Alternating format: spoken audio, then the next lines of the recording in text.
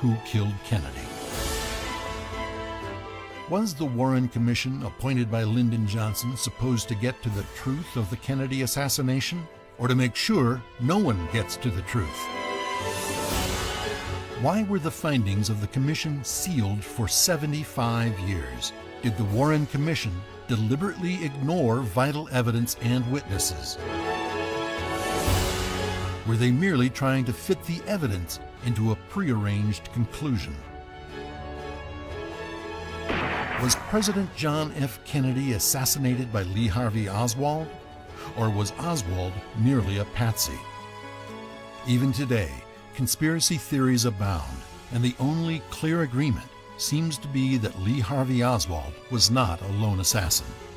Just ahead, we'll take a look at the latest evaluation of the forensic and scientific evidence and see if we can finally discover who killed Kennedy. Those of us who remember that horrible day in November of 1963 find it hard to grasp the reality that there are tens of thousands of Americans who were born, raised, educated, and had their own families after President John F. Kennedy was assassinated. So indelibly is the event locked in our minds that these images seem to have happened only yesterday. But whether you find it to be new information or old news, these next few minutes are going to enlighten, surprise, shock, and perhaps even make you angry. The official version of what happened, according to the Warren Commission report, is that Lee Harvey Oswald shot President Kennedy from a sniper's position on the 6th floor of the Texas School Book Depository, killing Kennedy and wounding Texas Governor John Connally.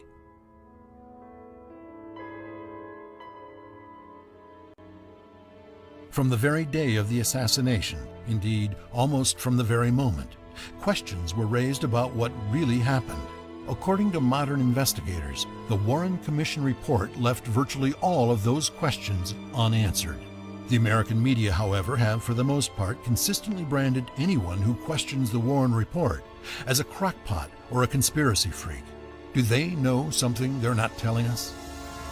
Was Lee Harvey Oswald the lone gunman who shot and killed President Kennedy? According to the Warren report, Lee Oswald scored 2 hits, firing 3 shots in 6 seconds with an Italian-made Mannlicher Carcano.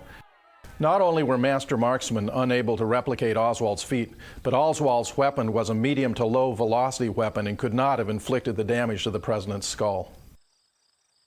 Why did the Warren Commission insist that Oswald somehow accomplished what their own master marksmen were unable to do? The foundation of the Warren report, of course, is the single bullet theory.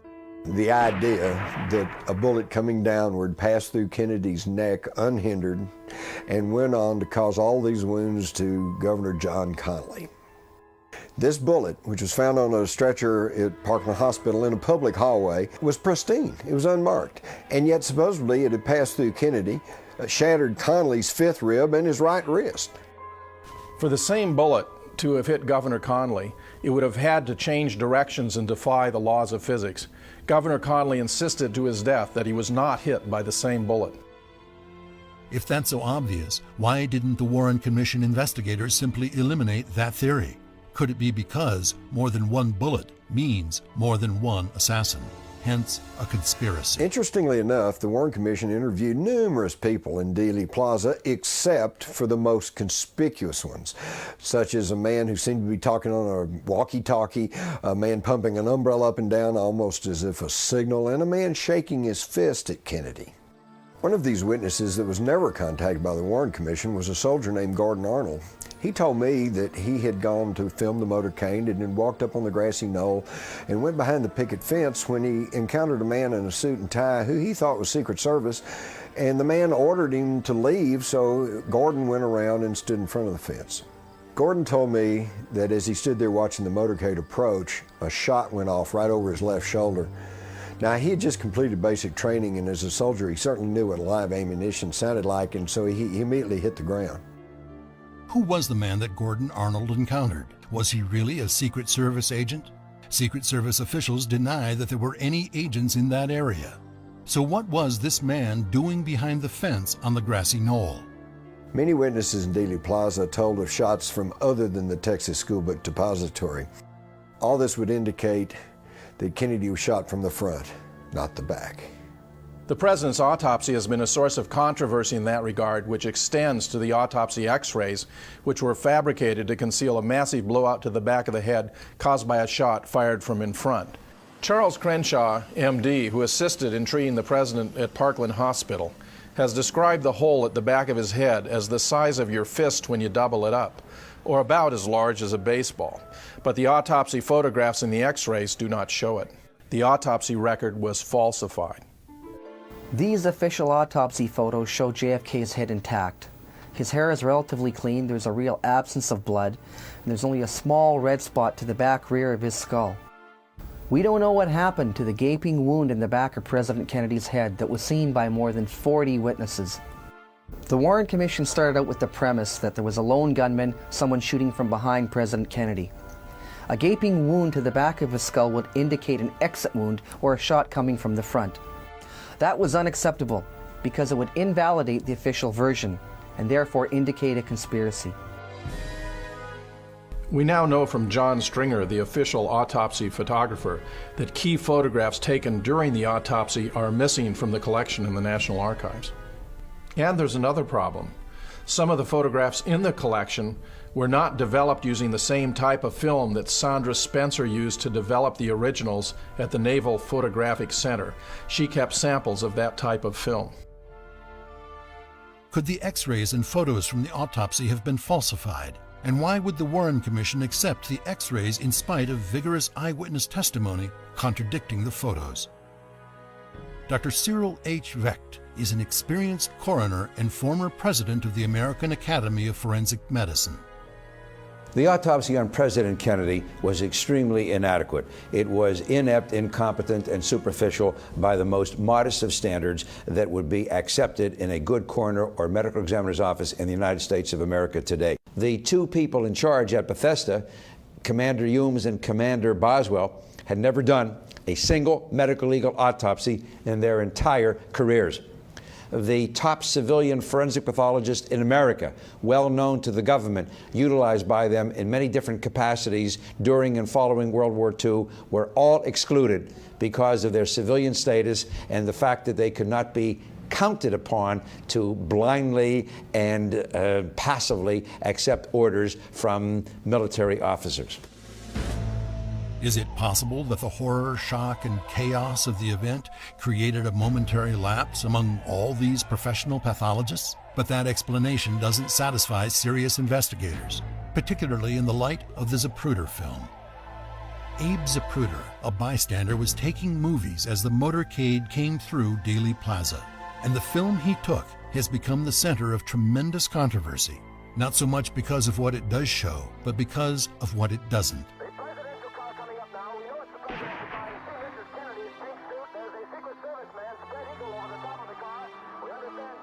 After the assassination, the famed Zapruder film was kept from the public until 1975. However, one person outside of government sources who did view the film on the Monday following the assassination was a local television reporter named Dan Rather. After viewing the film, Rather told the public that at the time of the fatal headshot, Kennedy's head moved forward with considerable violence. The film, as we see it today, of course, shows Kennedy's head moving backward, not forward. An especially important event missing from the Zapruder film was the limousine dramatically slowing or coming to a halt, which was reported by more than 59 eyewitnesses to the assassination. The Secret Service denied it, and the film doesn't show it, but during this interval, Jack Kennedy was hit twice in the head, once from behind and once from in front. It's very difficult to hit a moving target. What other reason could there have been for bringing the limousine to a halt? Some skeptics have doubted that the limousine was brought to a halt, but the 10 closest eyewitnesses, including all 4 motorcycle patrolmen accompanying the limousine, have confirmed it, and it was reported by Time, Newsweek, and United Press International. Dr. David Mandick, Jack White, other photographic experts have intensely studied the Zapruder film and have found evidence that it has been edited.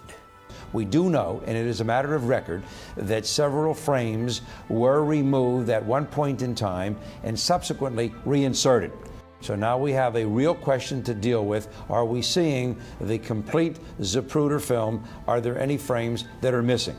Other vital evidence was destroyed on orders of the new president, Lyndon Johnson. Within 72 hours of the assassination, Johnson ordered the presidential limousine totally rebuilt and had an aide pick up Governor Connolly's bloody clothing, which was then cleaned and pressed before being turned over as evidence. Quite apart from accusations of tampering with evidence, there is an even more sinister allegation. Many witnesses in Dealey Plaza claim to have been threatened by agents of the FBI. Was it just their imagination, or is there evidence that any of these threats were carried out?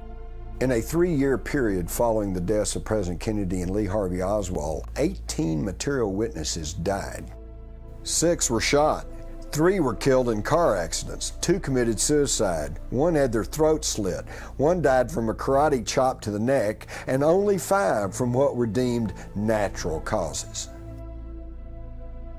I still remember the fear that was prevalent in Dallas in the mid-'60s and how people were whispering about the number of people who died under strange and unusual circumstances. More than 100 people, no matter how indirectly, had died suspiciously. I call them convenient deaths because they're certainly convenient to anyone who's trying to keep the truth of the JFK assassination away from the public. Could it be that all these deaths are just a coincidence? Or was there some kind of conspiracy? Is there any evidence to suggest that members of the FBI or the CIA participated in this appalling act? Is it possible that members of the military and President Kennedy's own government were a part of it? And perhaps the most important unanswered question of all, why? Why did conspirators, or Lee Harvey Oswald for that matter, why did anyone want to get rid of President John Fitzgerald Kennedy?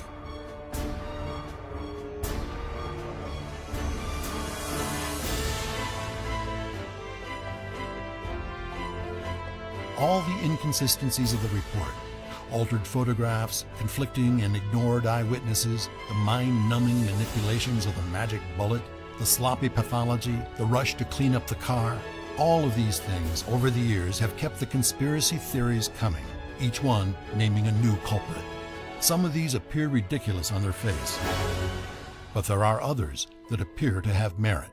There is little question that by the time of the Bay of Pigs invasion, the Central Intelligence Agency was running out of control.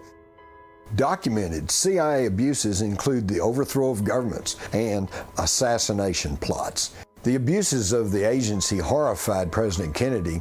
He vowed to smash the CIA into 1,000 pieces.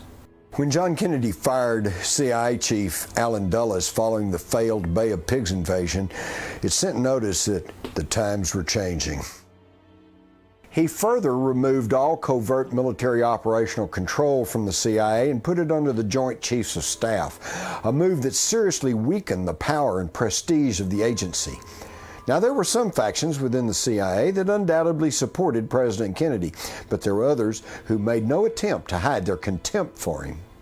This group blamed Kennedy for the failure of the Bay of Pigs invasion. Extensive evidence has surfaced indicating Lee Harvey Oswald had worked or was working for the CIA. The question is, was Oswald working for the CIA on November 22, 1963? Or was he being set up as the patsy for the operation? Fletcher Prouty was the Chief of Special Operations of the Joint Chiefs of Staff during the Kennedy years. Colonel Prouty did extensive study into the Kennedy assassination before he died in early 2001. When Colonel Prouty first read the stories about Lee Oswald, he recognized immediately that a cover story was being put out to the public. Lee Oswald was a designated patsy whether he ever fired at Kennedy or not. When a researcher showed Colonel Prouty some pictures taken in Dealey Plaza from November 22nd, one of them grabbed his attention. A bystander in one of the photos was a longtime friend and associate, General Edward G. Lansdale. Lansdale was a talented CIA man who masterminded various assassination plots for the agency. Lansdale had been placed by Jack Kennedy in charge of Operation Mongoose, which were the attempts to assassinate Fidel Castro, and his appearance here suggests that he used one of his teams to take out Jack himself. Was it really General Lansdale in Dallas?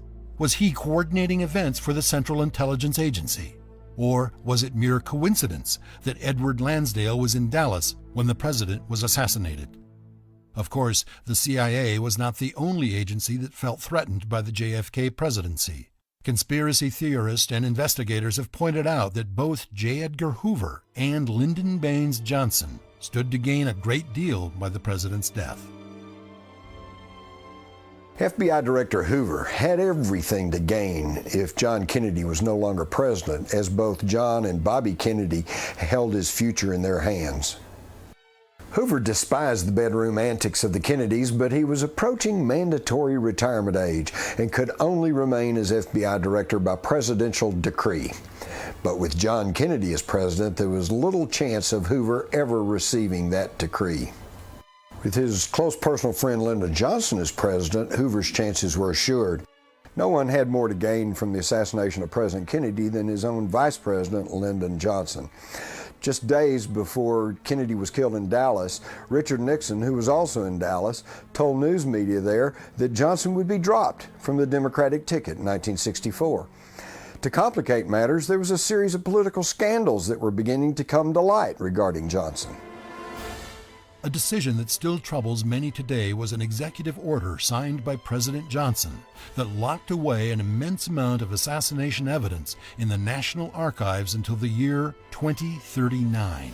What is in these documents that had to be kept secret from the American people for 75 years? And there is another group that conspiracy theorists put on the list of those who would profit from Kennedy's death: the military. Few Americans realize the immense power wielded by the U.S. military.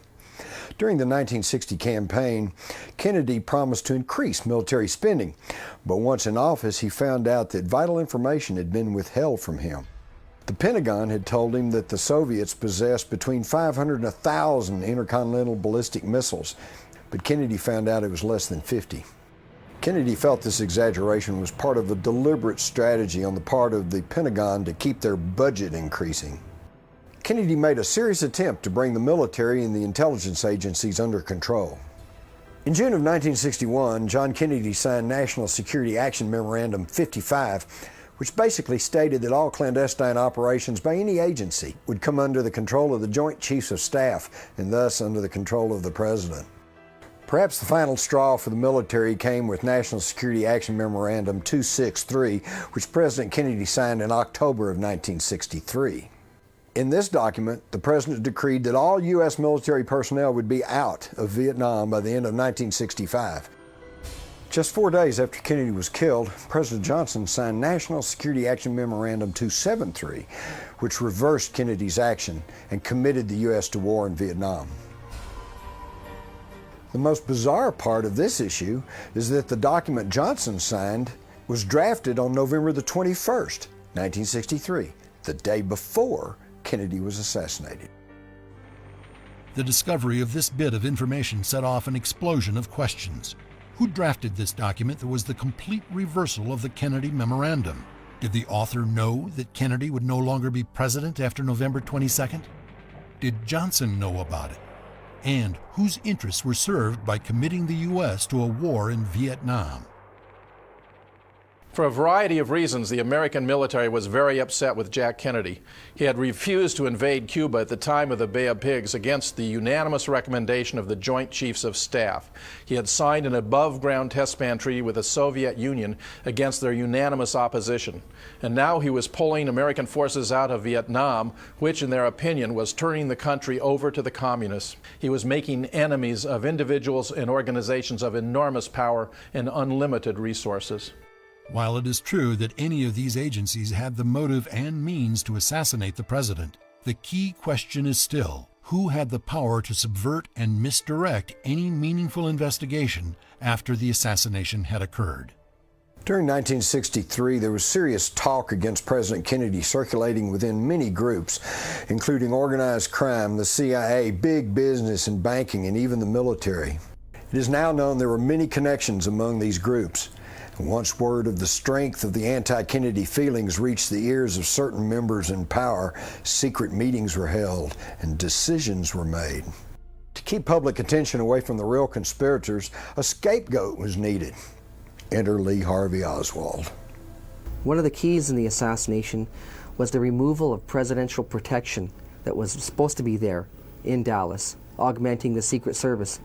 There's probably at least 200 men that would have been there from the 112th Military Intelligence Group. A serious breach of security was slowing the presidential limousine to take the unusually sharp turn from Houston onto Elm Street. The route that makes the most sense for the motorcade would have been to avoid Elm Street altogether and continue on Main Street directly to the trademark. Who made the last-minute decision to take the motorcade on that fatal route? Was President Kennedy deliberately driven into a textbook example of a killing zone? Is the evidence beginning to suggest, we think, the unthinkable, that perhaps all the agencies were involved? The original plan most probably was built around the idea of one lucky shot striking Kennedy from the direction of the Texas School Book Depository. Other conspirators placed at various locations opened fire on the motorcade. The result was that many witnesses claimed that more than 4 shots were fired. Governor Connally even thought somebody was using an automatic rifle. When Oswald was taken alive, it created a predicament for the conspirators.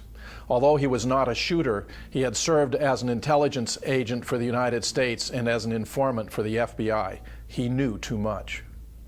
Jack Ruby, who had made local arrangements for the assassination on behalf of the mob, was called upon to deal with Oswald. With just one shot, the conspiracy was secure once again. Within about an hour of the assassination, Lyndon Johnson was sworn in as president, and one of his first acts was to violate the laws of his own state by ordering Kennedy's body illegally removed from Parkland Hospital. The cover-up had begun. In the days and weeks following the assassination, witnesses were intimidated into silence, or they died under strange circumstances. Many people in Dallas claimed that this was not done by mob thugs, but by government agents. The facts are now undeniable. Hoover's FBI fabricated evidence, destroyed evidence, altered evidence, and intimidated witnesses. We've been able to sample only a fraction of the evidence that has been gathered by scholars, theorists, and authors since 1963. And the Warren Commission report contains only a small portion of the information gathered by them and locked away. Given the breadth and enormous power of the entities involved, it seems unlikely the American people will ever know the full truth of the assassination of President Kennedy, though there are those who keep searching. In March of 2001, the Washington Post reported that a British magazine, Science and Justice, conducted an acoustical study from the tapes of the assassination. Their conclusion was that there is a 96% chance that 4, not 3 shots were fired at Kennedy, and that one of those shots was fired from the area of the grassy knoll. In light of all this new evidence, eyewitness testimony, scientific study, and all the contradictions with the Warren Commission report, can the American people ever hope to know the truth? Or is the truth that we are afraid of the implications, and we really don't want to know? I'm Jim Mars, author of Crossfire, The Plot That Killed Kennedy, and I'm here today to tell you everything you need to know about the JFK assassination.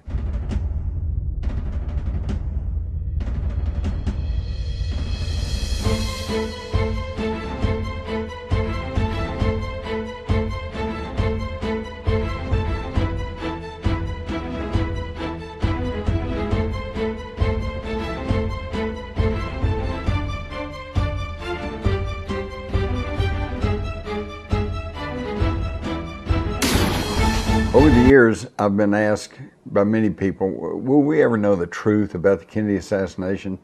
I'm here to tell you, yes. You know it now, it's just that most people do not want to deal with it.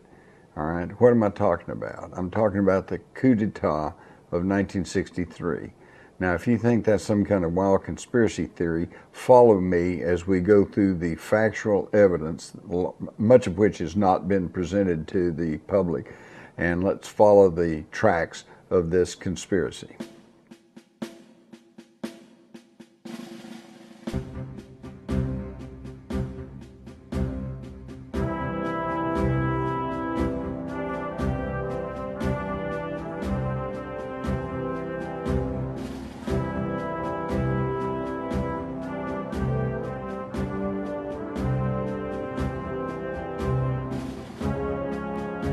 Dallas, Texas in 1963 was just an entirely different time and place.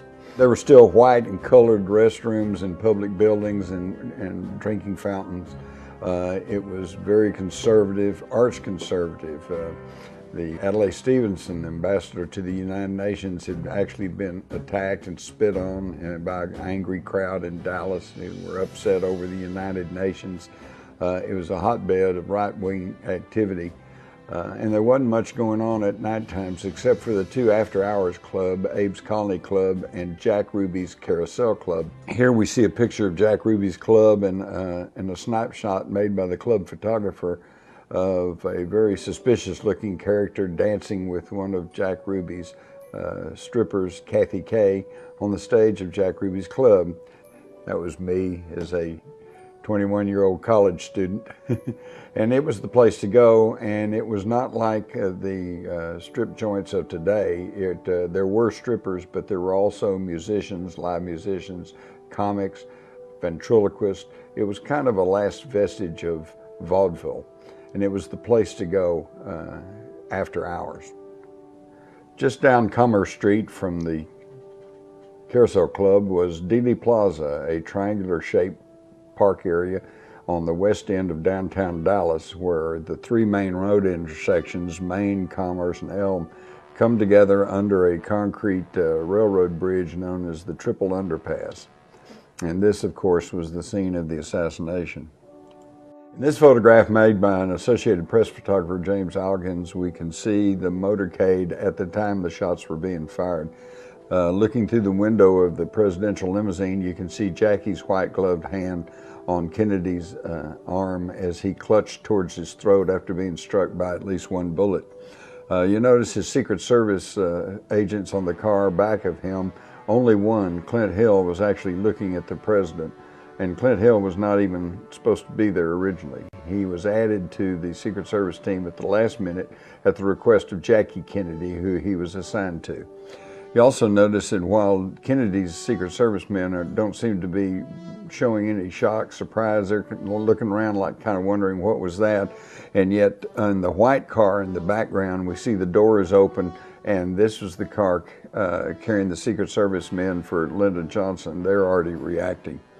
You'd also notice in the doorway of the Texas School Book Depository the figure of a man wearing a kind of a dark model shirt with a open to the navel with a white t-shirt on underneath it. Here we've got a close-up of that figure, and Lee Harvey Oswald's mother always claimed that was Lee Harvey Oswald. Today there are others who support that claim. However, the official government investigations have concluded it was actually another depository employee by the name of Billy Lovelady, and here we see a picture of Billy Lovelady in his broad check shirt. And we also see Oswald with his dark model shirt open to the navel with a white t-shirt on. So it's kind of up to individual interpretations as to who that might be. Of course, if it could ever be proven that this was Lee Harvey Oswald, then he couldn't have been on the 6th floor shooting a rifle.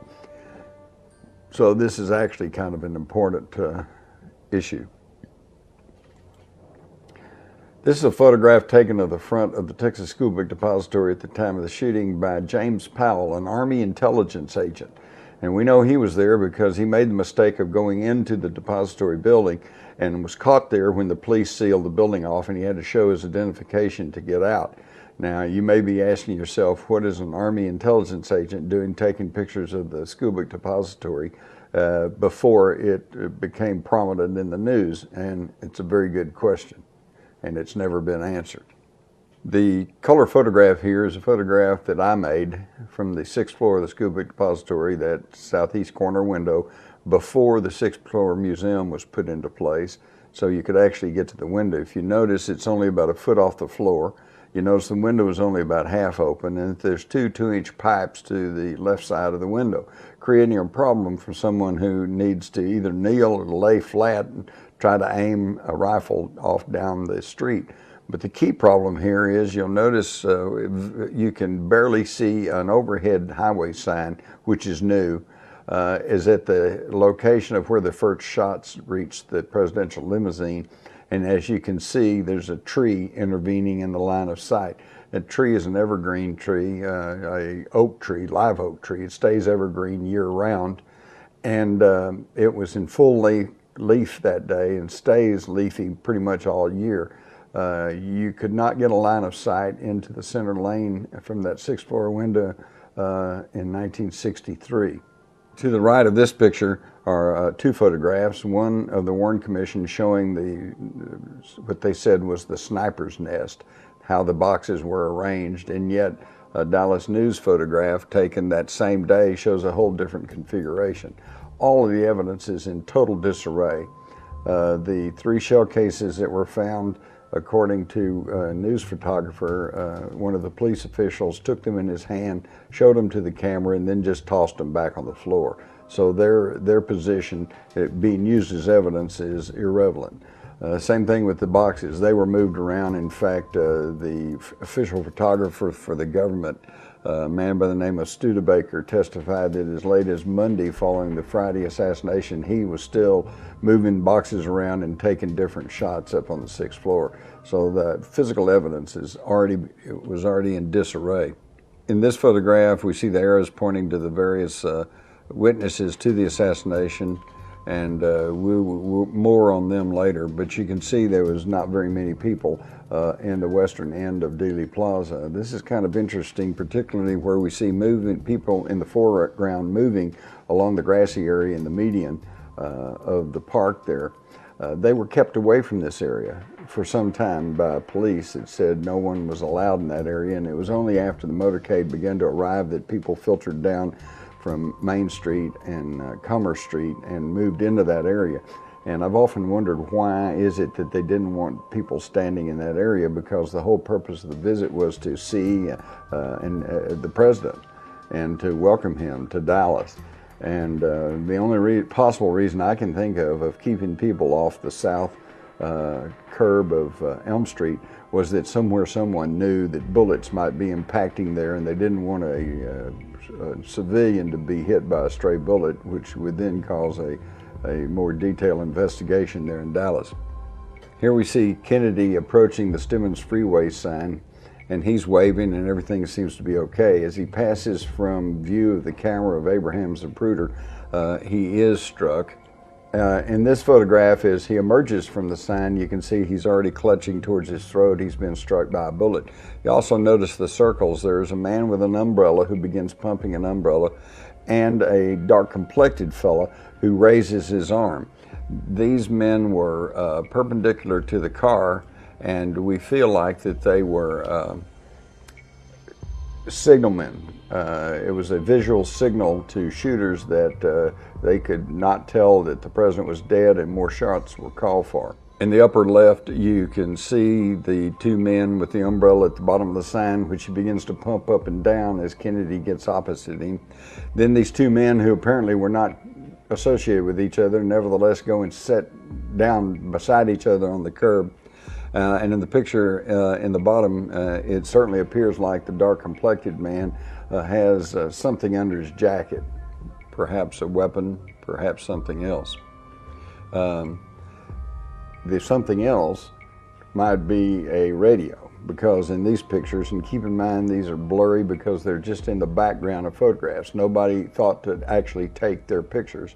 But we see the dark-complected man holding something up to his face and an antenna sticking out from behind his head, apparently talking on a radio.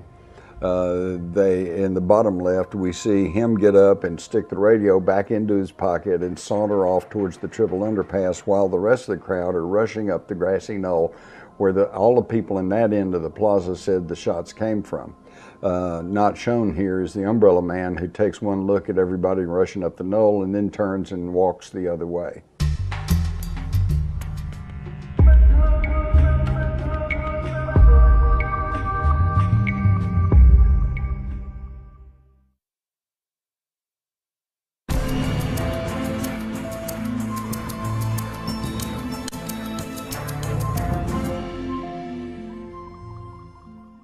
Here's a shot about the time of the fatal headshot.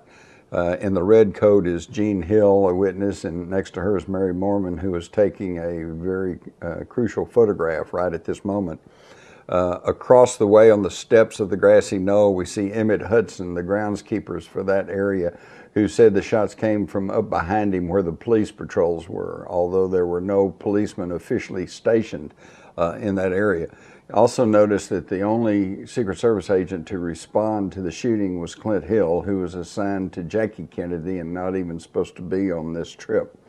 And he rushes up to get on the back of the car. This is a frame from the famous Zapruder film that shows Jackie Kennedy crawling out on the rear deck of the car. There's been a lot of misinformation about this action. It's been said she was trying to escape the shooting. It's said she was trying to help Clint Hill get on the car. None of this is true. The truth is, based on her testimony as well as the testimony of a doctor and nurse at Parkland, was that she crawled on the rear deck of the car under her own volition, reached out and picked up a piece of the president's head. She still crawled back into the car under her own power. Clint Hill was doing all he could do to hang on to the car that was beginning to accelerate. She still had this piece of skull in her hand at Parkland Hospital, and when a doctor approached her, quite pathetically said, "Here, will this help?" and offered it to the doctor. Why the misinformation about this? Because if she picked up a piece of his head on the rear deck of the car, that indicates a shot from the front, the grassy knoll.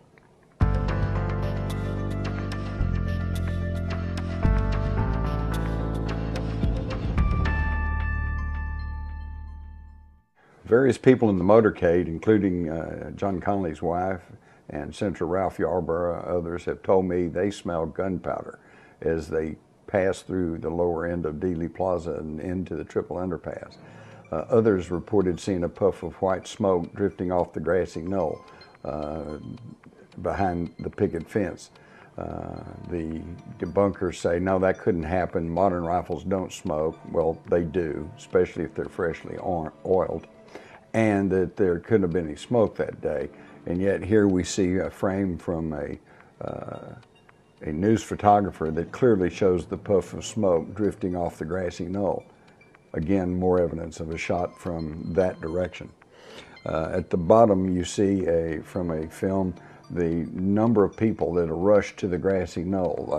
Everyone in that end of the plaza said they believe that's where the shots came from. Behind the picket fence on the grassy knoll, everything was just chaotic. People poured back in there and they were all looking around. Jean Hill, who was one of the first ones to lead the rush up the grassy knoll, said she was looking for someone running with a gun. Instead, she said all she saw was some policemen and railroad workers, although there were no policemen officially stationed in that area at that time. But this crowd of people rushing up to the back end of the knoll obliterated any potential evidence. The railroad workers on the bridge said they thought a shot came from behind the picket fence, and they rushed around there, and they found footprints near the fence with cigarette butts, as though somebody had stood there for some period of time. But yet most of this got obliterated when the crowd showed up, and the Warren Commission, the government investigations have all just ignored it. Not only were policemen seen on the grassy knoll, but also men were encountered in suits and ties who showed Secret Service identification and identified themselves as Secret Service agents, although there were none officially stationed. All of the Secret Service agents were either already at the Trade Mart, where Kennedy was to make a noon speech, or traveling in the motorcade. So who were these men with Secret Service identification that were good enough to fool Dallas police officers? That question has never been adequately answered.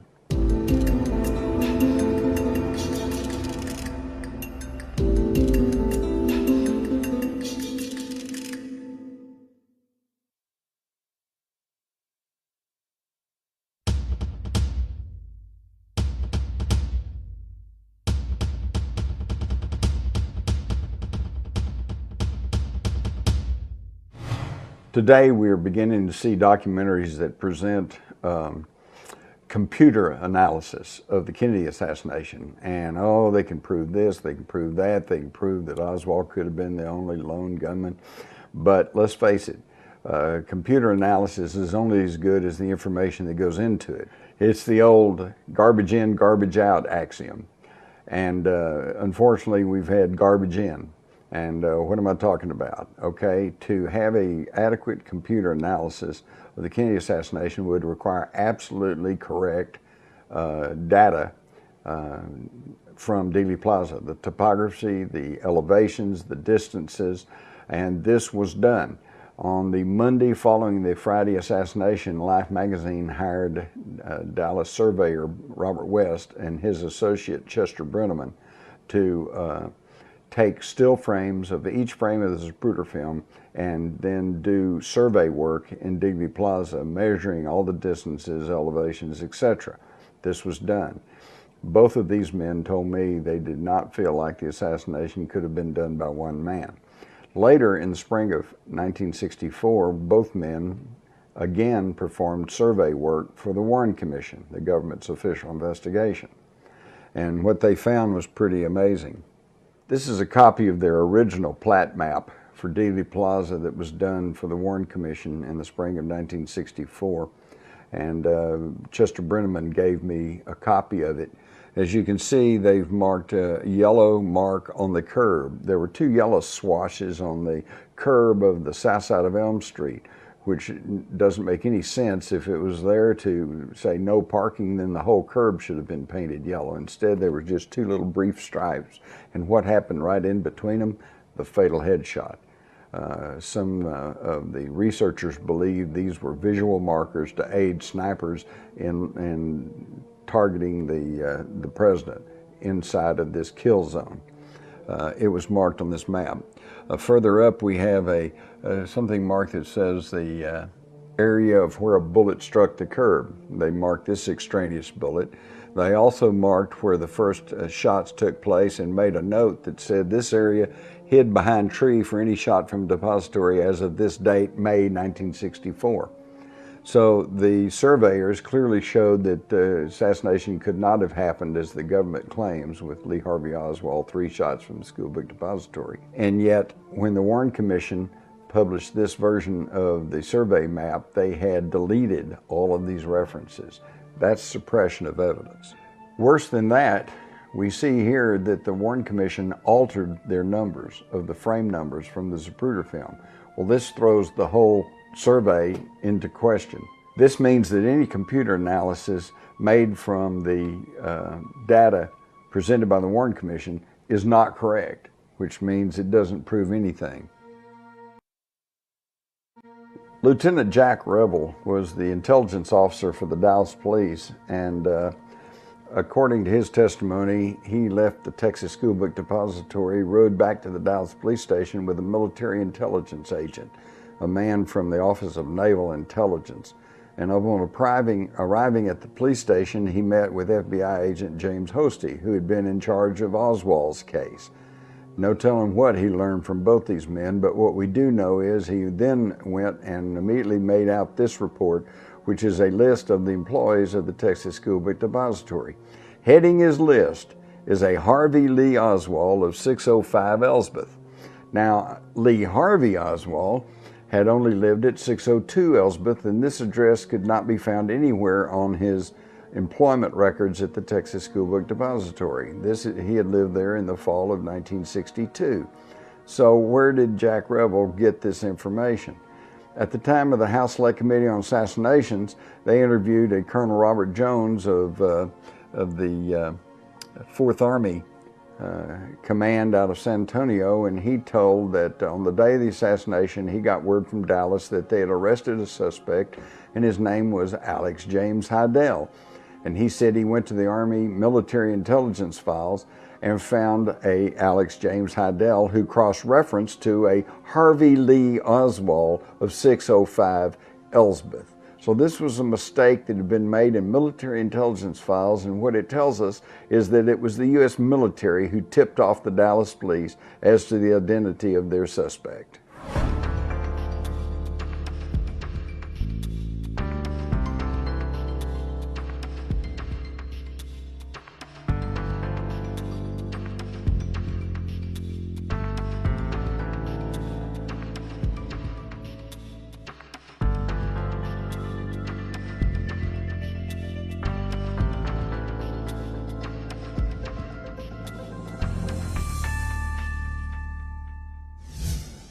So about an hour and a half after the 12:30 p.m. shooting on Friday, November the 22nd, the police got a call that someone had sneaked into the Texas Theater in South Dallas, and they rushed out there with squad cars, assistant district attorney, FBI people, and even men who identified themselves as CIA.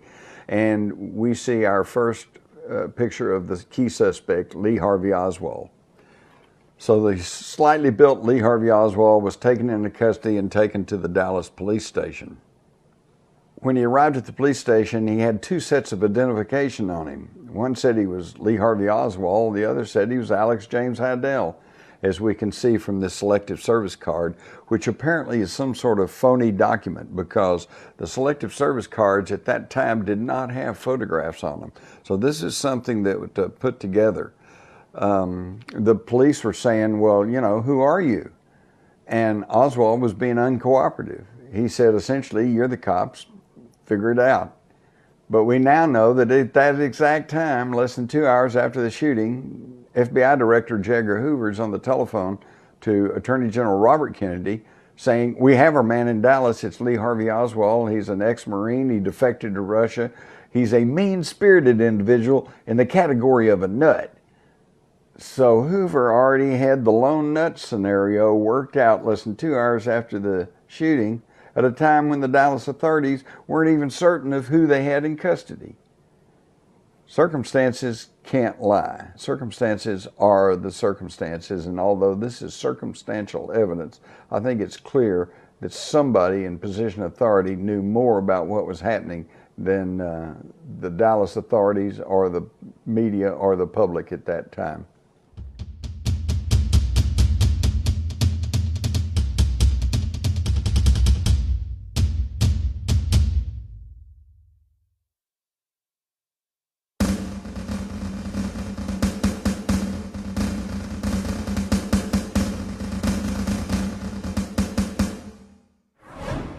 When it comes to the idea of more than one Oswald, you really get into a morass, and yet there is clear evidence that at the very least someone was impersonating Lee Harvey Oswald leading up to the time of the assassination.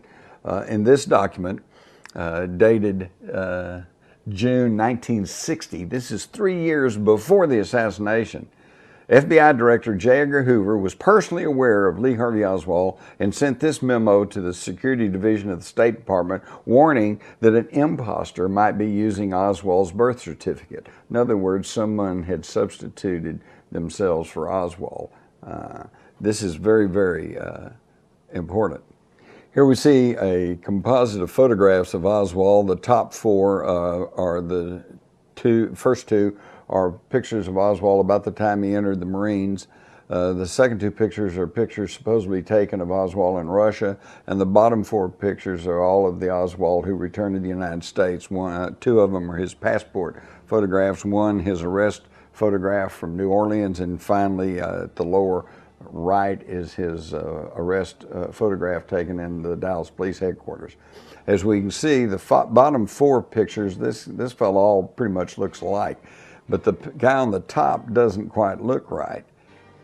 The Warren Commission published this photograph of Oswald, and they said taken about the time of his attempted defection to Russia. As we can see, it's really an odd-looking photograph because we see the light source coming from his right with heavy shadow on the left side of his face, and yet look behind him on the wall, his shadow goes to the right, as if there was a light source from the left. One shoulder seems broad and the other shoulder is very slopey, and there's an odd notch in his hairline. The eyebrow and the side of his mouth on his right side appears to be retouched or painted in. And when you draw a line down through this the picture, it seems like it's a composite picture of two separate individuals. Lee Oswald on the right and Harvey Oswald on the left. This was a common practice among the intelligence operatives to combine photographs like this so that someone who's impersonating someone can pass through customs and surveillance, and they look pretty close to the original person. Here again, we see evidence that these photos have been faked of two different people. We see the Moscow photograph on the right, and on the left we see the Minsk photograph, and we see the same problem. They seem to be of two separate people, and yet when combined we have a person that looks somewhat like Lee Oswald. At the bottom center we have two of the photographs, one when he was in the Marines and one later in Russia. And when you match up the eyes, nose, and mouth to the proper proportions, you find one of them is shorter than the other. And this was confirmed by his medical records in the Marines, which showed Oswald to be 5'11", and yet at the autopsy it showed him to be 5'9". Even his own mother in 1967 asked to have the grave exhumed, questioning marks and scars on the body and questioning the identity of the person in the grave, and she was not the only one. Paul Grudy, who was the funeral home director who buried Oswald, told me that about a week after they buried Oswald, a Secret Service representative showed up, was asking him questions about scars, marks on the body, and one of them finally commented that we don't know who we have buried in that grave. So there's considerable doubt over the identity of the man identified as Lee Harvey Oswald.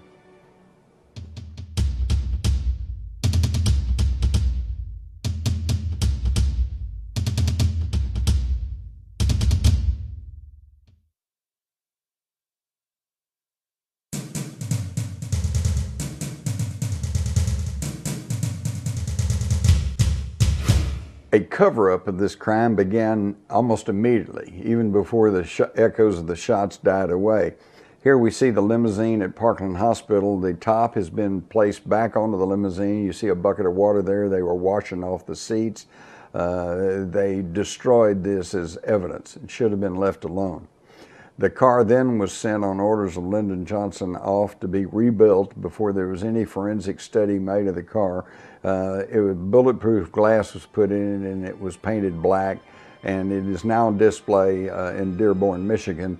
But ironically enough, the new president, Lyndon Johnson, refused to ride in it. What I consider a smoking gun is the testimony of an FBI fingerprint expert named James C. Cadigan. Someone altered this official statement and testimony, and it's interesting to see why. It also explains why so much of the evidence is in controversy. In his testimony, James Cadigan was asked why Exhibit 820 was not desilvered. It's a process for bringing out fingerprints on various things. And he replied, I could only speculate. And they said yes. And he went on to say that all of the evidence was taken from the Dallas police the night of the assassination against the wishes of the Dallas police. Captain Fritz, who was in charge of the investigation, said, well, I need to get people to identify the weapons. I need to talk to people about this evidence, and how can I do that when you take it away from me? But they sent it all to Washington. And according to Cadigan, there was a huge number of higher echelon FBI officials and security people poring over this evidence that whole weekend. Police Chief Curry said that they wanted the evidence up in Washington, the laboratory, and Captain Fritz said, I need to get some people to try to identify the gun, to try to identify the pistol and these things. If it's in Washington, how can I do that? And he said, but somebody in high authority was requesting this, and we finally agreed as a matter of trying to cooperate with the Federals. Then Chief Curry said to the Warren Commission, he says, as far as I know, we have never received any of that evidence back. It's still in Washington, I guess. J. Lee Rankin, the Chief Counsel of the Warren Commission, said, yes, the Commission is still working with it. So the government kept all the evidence to begin with, totally illegally, totally against all the procedures at that time, because there were no laws, federal laws, about assassinating the president. On November the 26th, several days after the assassination, there was a meeting held with the Dallas Police, Dallas County Sheriff's Office, and the FBI, and it was announced that they had asked the FBI to come into the case. And on this day, this is when it became the official government evidence. So what am I saying? I'm saying that the FBI had all the evidence beginning the night of the assassination and for 3 full days before it became the official evidence. They could have taken anything out. They could have put any fabricated evidence in. There was no oversight and no legal chain of evidence and custody. This is the cause for the controversy that still rages over the evidence in the Kennedy assassination, and it could all be laid at the feet of federal officials.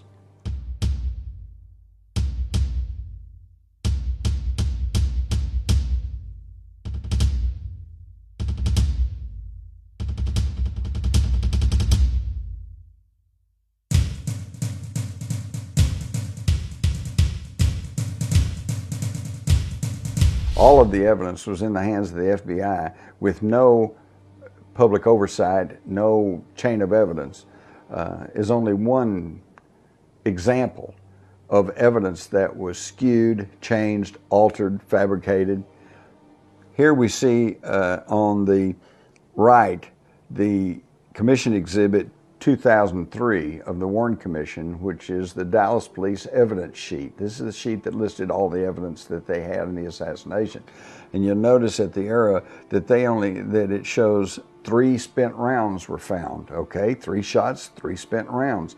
And at the bottom it's blank there except for the page number.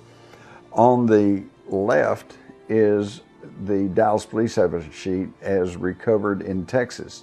And it shows spent rounds found 2. They only had 2 rounds. And at the bottom it says paraffin test made on Oswald was positive on both hands, negative on the face. As soon as Oswald arrived at the police station, they put paraffin on his hands and face to see if they could detect nitrates or gunpowder. I have copies of that report, and it states that there were no gunpowder on his hands or face, and only traces of nitrates on his hands, but none on his face. This is pretty good evidence that he had not fired a rifle that day, because if he had fired that loose bolt Mannlicher Carcano in 5.6 seconds, he would have had to have done it from a rifle position like this. He couldn't lower it. It had to be like this, and he had to cock it like that to stay within the time frame. And when he pulled the bolt back, he would have been hit with gases, nitrates, and gunpowder from that rifle, and yet just less than 2 hours after the shooting, there was no trace of that on his cheeks. But again, we see in the evidence sheet presented to the public through the Warren Commission, instead of explaining this or explaining why there was no gunpowder on his face or hands, they simply delete that. They hide the evidence away from you. Here we see what appears to be 2 identical FBI reports. They both have the same file number and dated the same date and signed by the same agent, Vincent Drain. One says that the wrapping paper found at the book depository matches the same paper that they said was used as a gun case to bring the rifle into the depository by Oswald. Since Oswald worked at the depository and had access to the wrapping paper there, this is incriminating evidence to show that Oswald may have gotten the paper from the depository, his place of work, and used it to bring in the rifle. However, the other document says that the paper does not match the paper bag that they said contained the rifle. So now, which one of these documents is correct? Do they say the exact opposite thing? When FBI was questioned about this back in the 1980s, a spokesman said, well, the one that says the paper did not match is a phony document, which leads me to wonder how many other phony documents are in FBI files. Again, another clear example of chicanery taking place over the evidence in the Kennedy assassination. Here we have the evidence as presented in the National Archives today, and we find that now there are 3 empty shell cases. Dallas police said one of the police official carried a 3rd cartridge around in his pocket for a few days, didn't think to turn it in as evidence, and it suddenly turned up days later after they had decided that the scenario called for 3 shots. You notice that 3 of the cartridges here, 2 empties and 1 live round, have a dent on the shoulder of the cartridge. This, they said, was a peculiarity of Oswald's Mannlicher Carcano rifle. The third shell casing that turned up belatedly has no such crimp, indicating it was never loaded into the Oswald rifle. So we just see more and more strange inconsistencies in the evidence. A Ronald Simmons of the Army Ballistic Test Center told the Warren Commission that they could not sight in the Oswald rifle using the telescopic sight because it was misaligned, and they had to add 3 metal shims under the telescopic sight to make it accurate enough to test.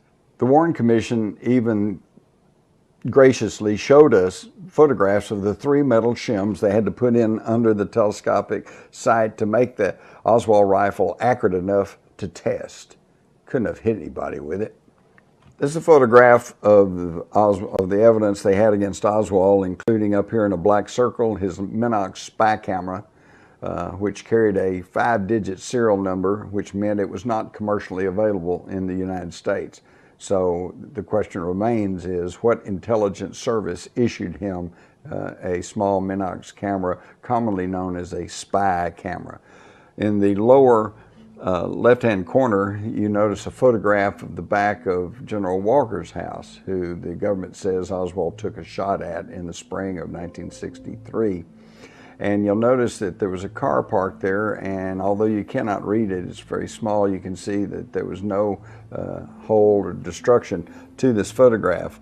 Yet when the Warren Commission published this photograph, somebody had punched a hole in the license plate so that you couldn't read the license plate and find out whose car this actually belonged to.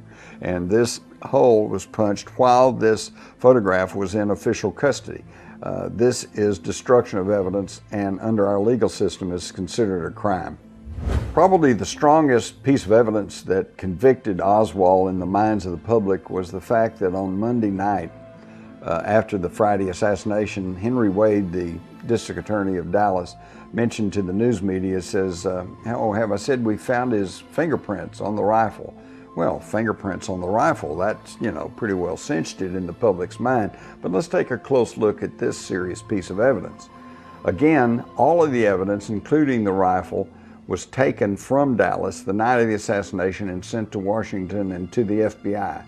The next day, under this document, signed by J. Edgar Hoover himself, it clearly states, no latent prints of value were developed on Oswald's revolver, the cartridge cases, the unfired cartridge, the clip of the rifle, or the inner parts of the rifle. So in other words, Saturday, following the Friday assassination, there were no fingerprints available on that rifle. On Sunday, the rifle was shipped back to Dallas. On Monday morning, it was taken by 2 FBI agents to the Miller Funeral Home in Fort Worth, where they were preparing Oswald for burial. According to the funeral home director, Paul Grudy, who has publicly stated this, he was there and present when the FBI put Oswald's dead hand on the rifle.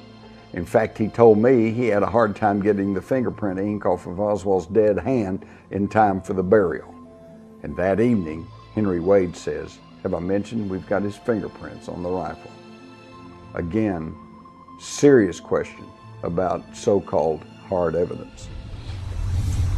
Even when it came to the official result, the government investigation was also skewing the evidence, shading the testimony, and according to this memorandum from Attorney Albert Jenner to the Chief Counsel J. Lee Rankin, he says, "Our depositions and examination of records and other data disclose that there are details in Mr. Eli's memorandum which will require material alteration and, in some instances, omission." So they're admitting here that they're changing, altering things, and that they're leaving out facts and data about Oswald's background. So much for a competent, in-depth investigation.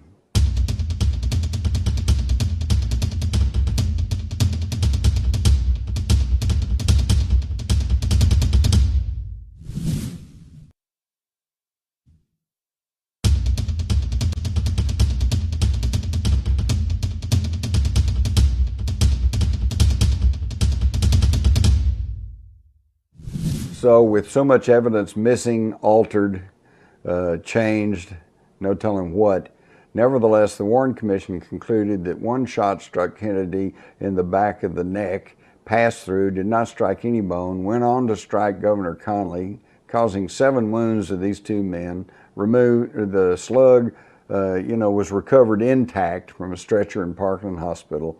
The second shot missed, and the third shot struck Kennedy in the right side of the head, killing him. That was the official version, and actually remains the official version, although the House Committee in 1980 concluded that there was at least one shot from the grassy knoll, but it probably missed.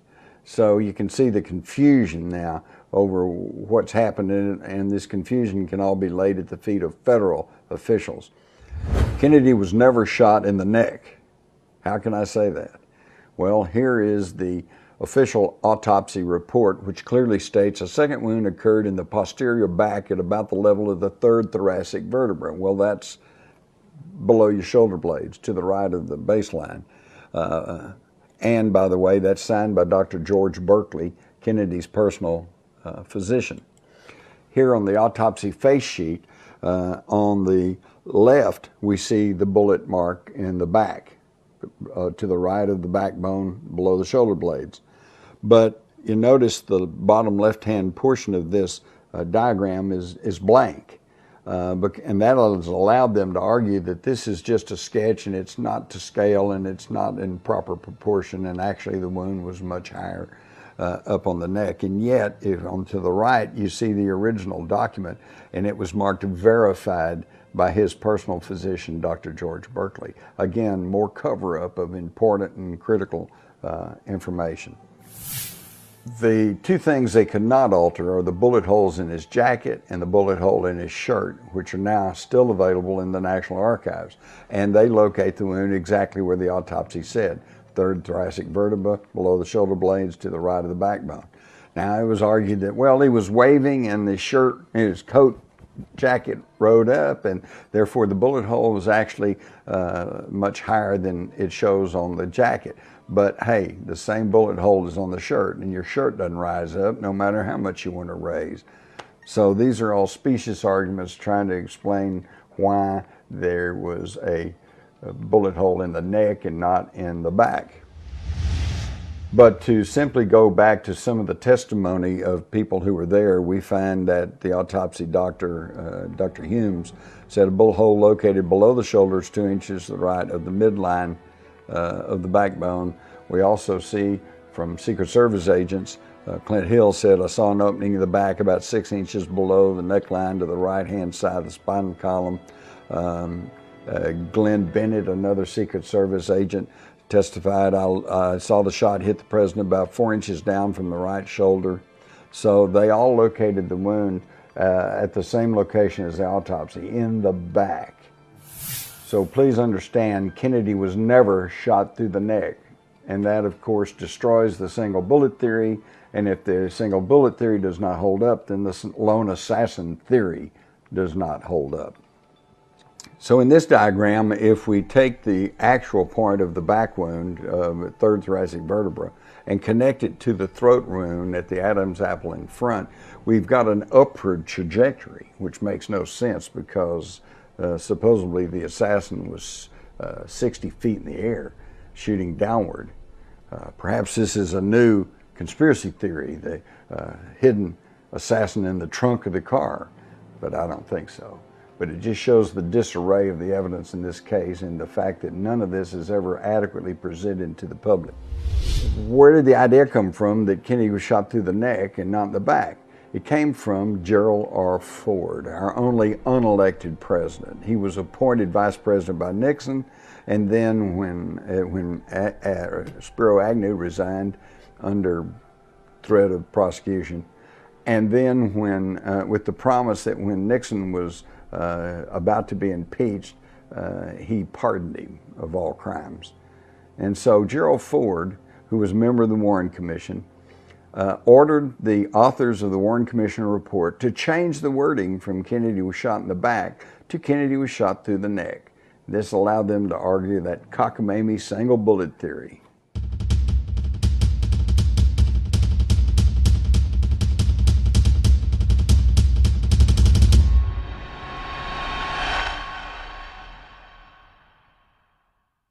The foundation of the single bullet theory is this slug right here, Commission Exhibit 399. They said this was a slug found on a stretcher at Parkland Hospital, although they never could nail down whose stretcher it was. They tried to say it was Governor Connolly's stretcher, and yet there's evidence to indicate that's not true.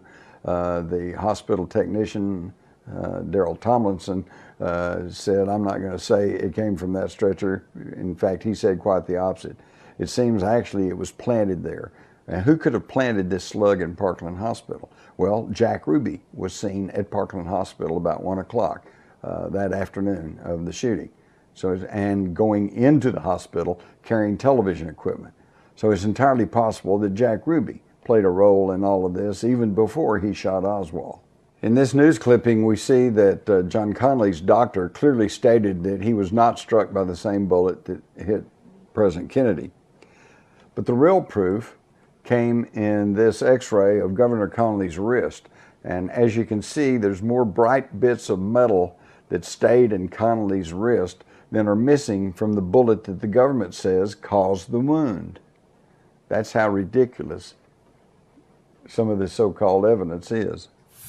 So what we have here then is the theory that one shot coming from 60 feet in the air struck Kennedy in the back, third thoracic vertebra, didn't hit a bone, but somehow coursed upwards through his body, exited out his throat, somehow twisted around in midair, came back down, struck Connolly near the right armpit, shattered his fifth rib, came out the front of his chest, shattered his right wrist, and landed up in his left leg. It's impossible. It didn't happen. But you're expected to believe it happened. And they've got experts who will tell you how many angels dance on the head of a, how many shots could actually do this. This is a transcription of the Warren Commission meeting for January the 27th, 1964. They were just beginning their investigation. And yet, even at this early date, they knew that this single bullet theory did not work. Here we see their own chief counsel, J. Lee Rankin, as he ruminates and says, well, it seems quite apparent now, since we have a picture of where the bullet entered in the back, that the bullet entered below the shoulder blade to the right of the backbone, which is below the place where the picture shows the bullet came out the neckband, the shirt in front. And that bullet, according to the autopsy, didn't strike any bone at all, that particular bullet, and go through. So how it could turn, and he suddenly realizes, he's saying, how could it turn in midair and go strike Connolly? And he realizes it doesn't work, so he stops. And that's the end of that. They knew better, but still they came out and lied to the American people and told them that this one bullet passed through Kennedy's neck, caused all the wounds. It's a fairy tale. Here we see former Senator Arlen Specter, who in 1964 was a young attorney for the Warren Commission and came up with this single bullet theory.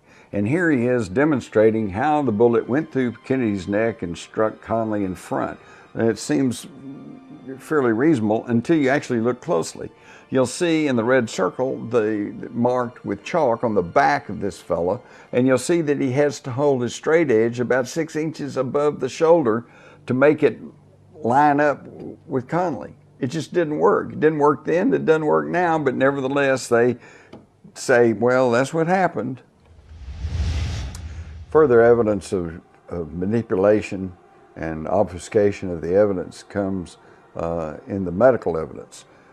Here we see testimony from all the medical people in Dallas who all said Kennedy suffered a gaping wound in the right rear portion of his head. This would indicate a shot from the front and blowing out the right rear portion of his head. At the time of the House Select Committee on Assassinations, they showed us a drawing reportedly of the autopsy photograph, and we see that the back of his head seems to be perfectly intact, but we do see a small, what appears to be a hole up there, and they said this was the entrance wound coming from the rear of his head. And yet, a few years later, when the autopsy photographs themselves became publicly available, we find that there is no hole back there, only what appears perhaps to be a little splotch of dried blood, and there's even hairs growing through it. So again, there was lies and deceit with the medical evidence. Again, the drawings that the House Committee showed us shows this bullet hole. Now it's not in the neck and it's not in the back, it's kind of on the shoulder. And it is not consistent at all with the bullet hole in the jacket. So it's nothing but lies and deceit. Most telling of all is this story, which got very little play in the mass media. Here we see Gerald Custer, who was the X-ray technician who took the X-rays of Kennedy at the autopsy.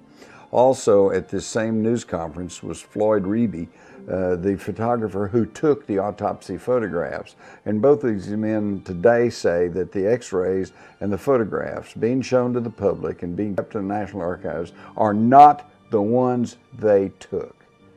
So we have, again, manipulation, obfuscation of the evidence at the federal level. Here we see what purports to be an X-ray of Kennedy's skull, and it's, as you can see, the whole front right portion of his head seems to be missing. And yet in this autopsy photograph, we plainly see that his forehead is perfectly intact. Gerald Custer, the man who took the original X-rays, said that there was no damage to his face, no part of his skull was missing. These are fake X-rays. So we got fake X-rays and fake photographs now resting in the government archives. Does this explain why there is so much controversy over the Kennedy assassination? But there was not very much controversy in 1964, particularly after this February the 21st edition of Life magazine, which everybody in the country saw.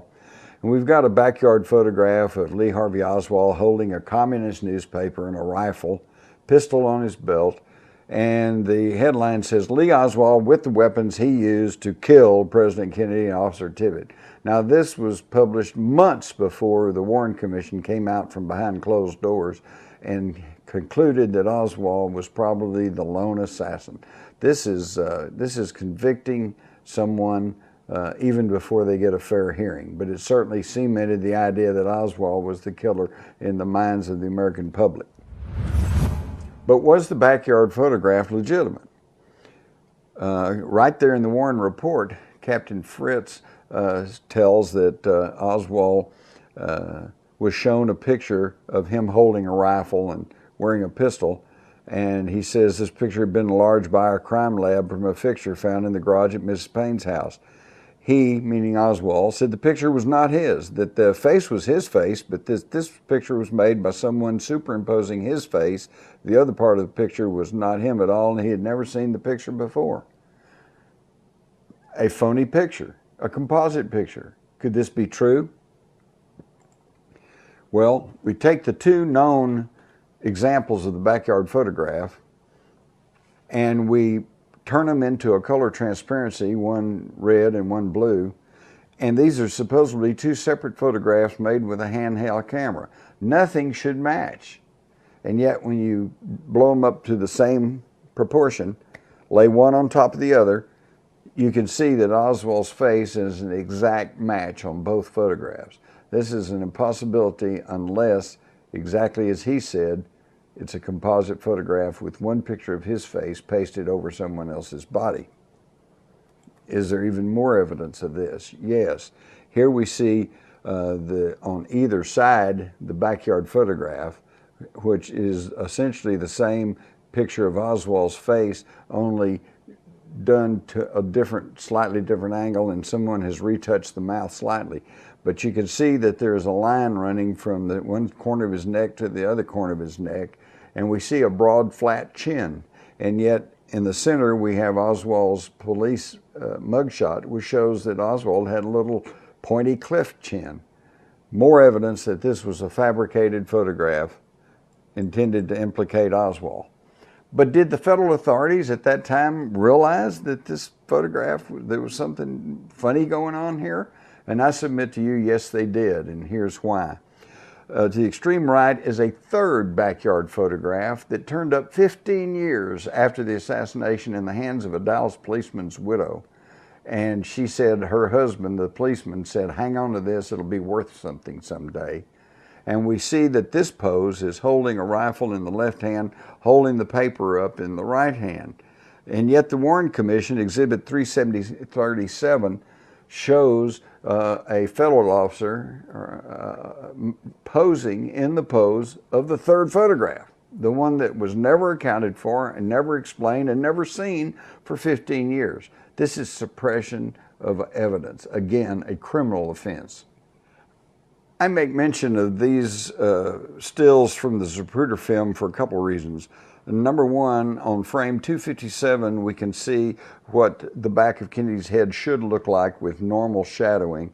And then on frame 317, we find what 11 Hollywood experts have said was a painted-on black spotch on the back of his head. This is to cover up the massive exit wound on the rear of his head, indicating a shot from the right front. This is tampering with the evidence and with the basic evidence, with the Zapruder film, which has been called probably the best piece of evidence in the case. The lower center, we have a blow-up of 314, frame 314, which clearly shows the driver Greer turning to look back over his right shoulder, but his hand remains on the steering wheel. What some people have said is a gun is actually just the sunlight reflecting off of Kellerman's greased hair, because in the 1960s men were still wearing hair grease. All right, and so I would like to put to rest the story that the driver shot Kennedy. It simply didn't happen. Although there is some question as to the activities of the Secret Service, because as we've seen, they were very slow to react, having stayed up drinking the night before at the Solar Club in Fort Worth. And the driver Greer, who was the oldest man on the Secret Service detail, testified that he never looked around, didn't even know the assassination had taken place until Roy Kellerman next to him said, "We're hit, get us out of here," and he stepped on the gas and accelerated out of Dealey Plaza. But as can be seen plainly, he did turn and look back at Kennedy at the time of the fatal headshot. The brake lights come on, the car slowed down, Kennedy was shot in the head, and then the car accelerated forward. Here we see a Polaroid snapshot made by bystander Mary Mormon right about the time of the fatal headshot. In the upper right-hand corner, we can see Abraham Zapruder and his receptionist, Marilyn Sitzman, making his famous film. And then we can see Kennedy slumped in the car with Jackie kind of bending over him. But in the background, behind the picket fence, behind the concrete wall, we see this figure of a man. And this has not been doctored, has not been photoshopped, has not been tampered with. This is strictly a blow-up of the image in the background, and a similar Polaroid camera has been tested, and it is found that they do have sharp enough detail and focus to get a picture like this. And what we see is this blow-up, which clearly shows a man. You can see his two eyes, his hairline, his left ear. You can see a white flash in front of his face, either smoke or flash from a gun, and his arms are in the classic rifle holding position, and he's wearing a dark shirt with a similar semicircular patch on the left shoulder and a bright object on his chest, which by computer analysis is shown to be metal. Here on the right is the blow up of the figure that has come to be known as the Badge Man. Next to that, we can see a Dallas police uniform with the semicircular patch on the left arm and the badge on the right chest. And then at the extreme left, you can see a artist's representation of what you're seeing here, the Badge Man photograph. So now we have a photograph of a man firing a weapon from behind the fence on the grassy knoll. The House Select Committee on Assassinations finally concluded that there was a conspiracy because at least one shot came from behind the picket fence on the grassy knoll, and based on two separate sets of acoustical scientists who used sound signatures to identify the grassy knoll as a place for one of the shots. Now, if this was any other case other than the Kennedy assassination, and I tried to tell you that we have a photograph of a man firing from behind the fence on the grassy knoll, we have the majority of witnesses in that area saying a shot came from behind the fence on the grassy knoll, we got a picture of smoke drifting out from behind the fence on the grassy knoll, and we got acoustical studies pinpointing the behind the fence on the grassy knoll as a source for at least one shot, then if I tried to tell you there was nobody there, you would think I was an absolute fool. And yet this is the Kennedy assassination, and there are still people who seriously argue there was nobody behind the picket fence on the grassy knoll.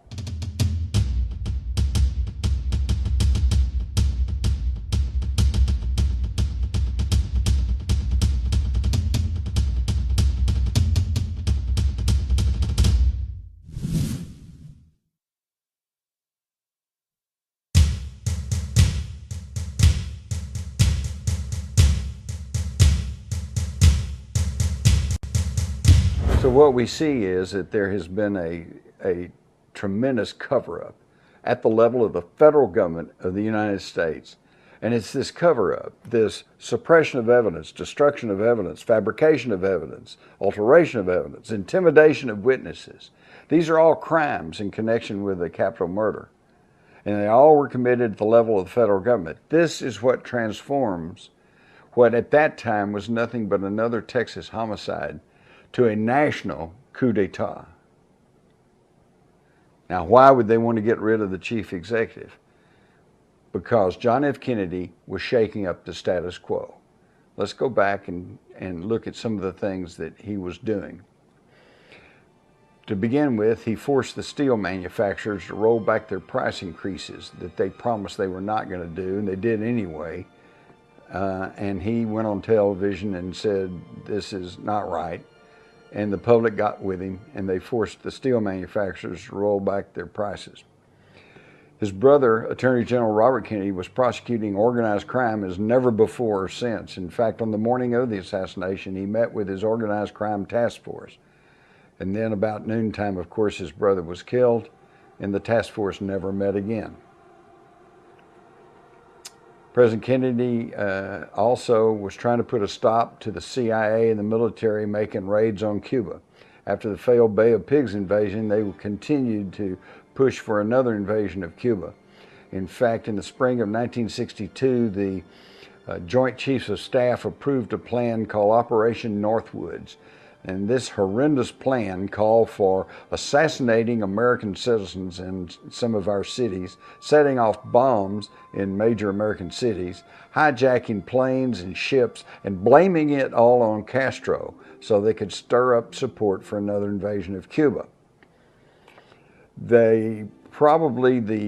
The ranking officials of the CIA, the military, they did not realize that there had been secret agreements made at the time of the Cuban Missile Crisis. Kennedy and Khrushchev worked out a deal where Khrushchev agreed to withdraw the offensive missiles from Cuba. In exchange, we agreed to withdraw our offensive missiles from Turkey and pledged that we would not invade or support a military invasion of Cuba, which we have not. But a lot of the lower echelon people were not aware of these agreements, and so they were still pushing for an invasion of Cuba.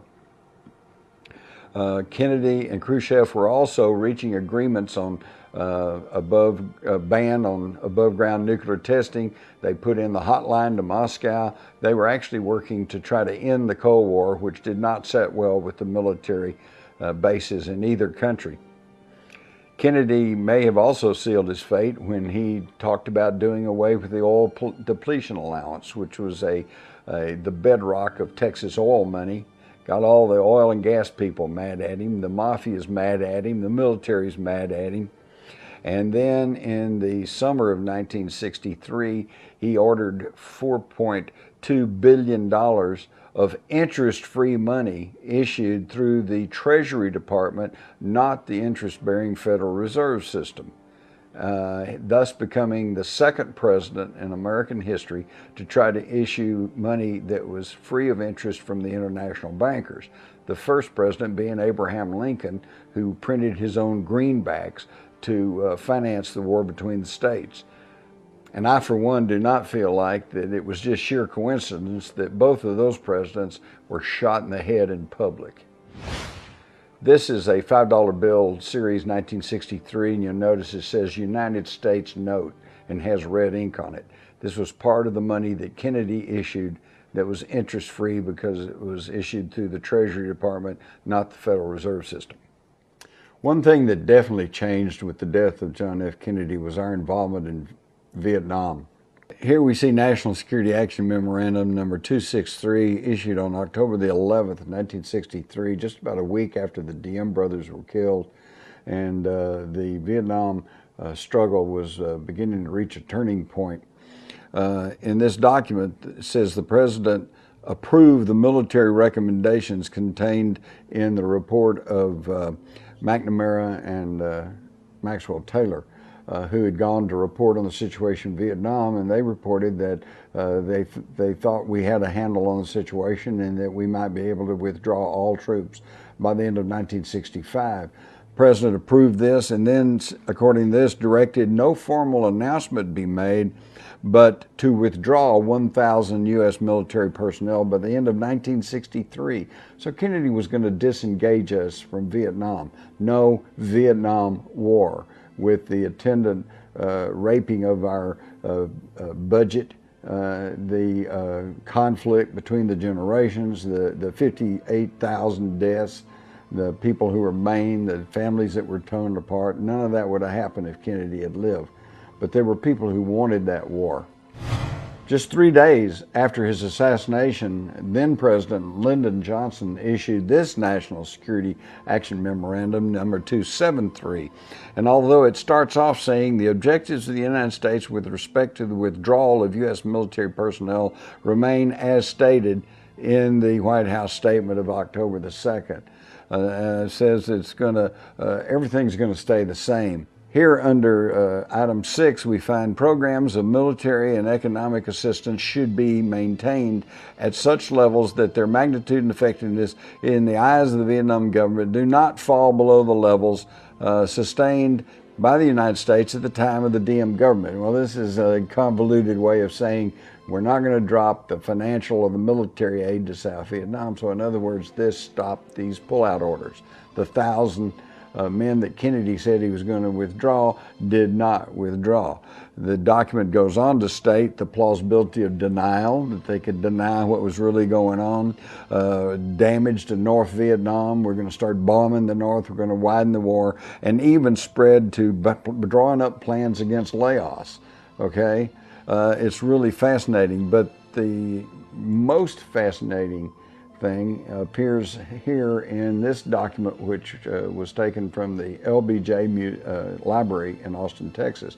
This is the draft of Johnson's National Security Action Memorandum 273, which blocked Kennedy's pullout order and set us on a course for full-time involvement in Vietnam. And what you notice is that this draft was written on November the 21st, 1963, the day before Kennedy went to Dallas and was assassinated. Somebody knew the day before that he wasn't going to be there to implement his pullout orders in Vietnam, and instead we were going to be launching a full-bore effort for war in Southeast Asia.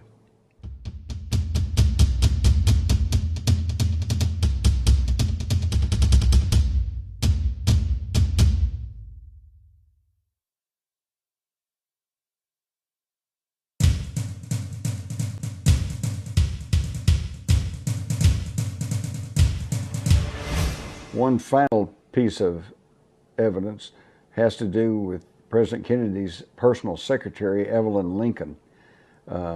She was at his elbow almost day and night. If there was anyone who knew what his real thoughts were, what was really going on within the government, it was probably Evelyn Lincoln. And yet I doubt any of us have ever seen an interview with Evelyn Lincoln. Why not? Was she hesitant? Was she not talk to anyone? No. Here's a letter from 1994 where Evelyn Lincoln states, "As far as the assassination is concerned, it's my belief that there was a conspiracy because there were those who disliked him and felt the only way to get rid of him was to assassinate him. These 5 conspirators, in my opinion, were Lyndon B. Johnson, J. Edgar Hoover, the Mafia, the CIA, and the Cubans in Florida." Very good guess, Evelyn. She knew what was happening, and it's time the American public knew. John J. McCloy was former CEO of National City Bank, which is now Citicorp, and during the 1930s presided over a lot of loans to the Nazis in Germany. At the end of the war, he was made High Commissioner of Germany and shipped a lot of unrepentant Nazis over to this country, where his protege, Allen Dulles, was head of the CIA and whitewashed their Nazi backgrounds. And then John J. McCloy ended up sitting on the Warren Commission to determine what happened to President Kennedy. While serving on that commission, he stated, "It was of paramount importance to show the world that America is not a banana republic where a government can be changed by conspiracy." And that was their objective, is to try to scotch any talk of conspiracy. And that's been going on to this very day. And there are still those in the status quo establishment who do not want to mention the coup of 1963. But unfortunately, my fellow Americans, America is just another banana republic, because in November of 1963, our nation and our future was altered by a murderous conspiracy accomplished at the highest levels of the federal government of the United States. And that's all you need to know about the Kennedy assassination. As you can see, the evidence for a conspiracy at the highest levels of the federal government of the United States is quite compelling, if not overwhelming. In fact, if you want to name two people who could be considered guilty, it would be Lyndon Johnson and his next-door neighbor and old buddy, J. Edgar Hoover, head of the FBI. How can I say that? Can I prove that they ordered the assassination? No, but what I can prove, beyond any reasonable shadow of a doubt, is that these two men took steps to confuse, confound, and block any legitimate investigation into Kennedy's death. Under our legal system, that makes them accessories after the fact. And there have been people executed for murder who the facts of the case show did not pull the trigger, were not the killers, but they were there. They had knowledge of the crime and they didn't report it. They didn't turn in the true culprits, and therefore they were accessories after the fact and are considered under our legal system as guilty as the person who pulls the trigger. And under that criteria, Lyndon Johnson and J. Edgar Hoover are guilty. But they didn't act alone. There was a whole raft of Americans who had no direct connection to the assassination, but the end result, the elimination of John F. Kennedy and his policies to curtail the power of the banks and the corporations and the military-industrial complex, and to try to bring the United States into a more peaceful and progressive country, they couldn't stand the idea. And they felt like the only way they could protect the country was to get rid of the leader.